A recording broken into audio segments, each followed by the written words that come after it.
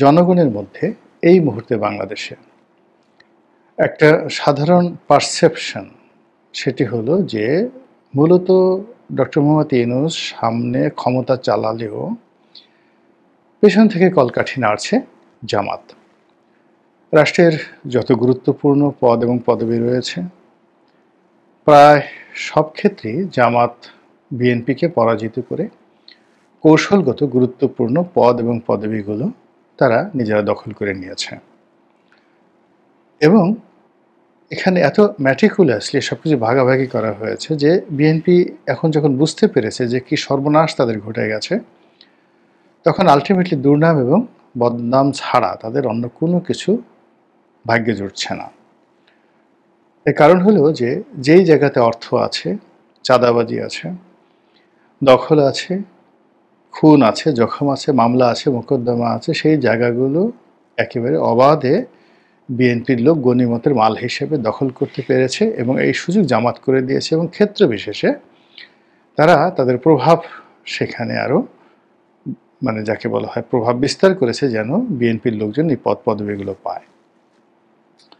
ফলে দেখবেন police, RAB এই সকল জায়গাতে জামাতের লোকজন অত গুরুত্বপূর্ণ দায়িত্ব পালন করেনি।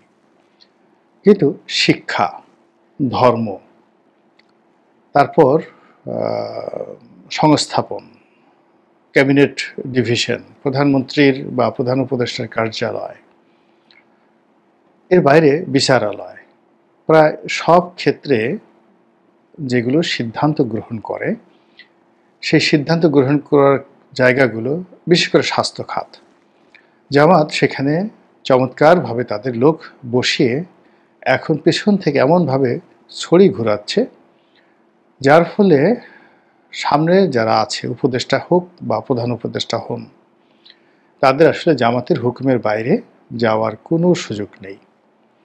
এর ফলে জেলা থেকে উপজেলা, উপজেলা থেকে পৌরসভা, পৌরসভা থেকে ইউনিয়ন পরিষদ, ইউনিয়ন পরিষদ থেকে সচিবালয়, সচিবালয় থেকে বিচারালয়, বিচারালয় থেকে বিভিন্ন দূতাবাস, এমনকি মিডিয়া জগৎ, দেশের প্রধানতম গণমাধ্যমগুলো এখন জামাতের দখলে।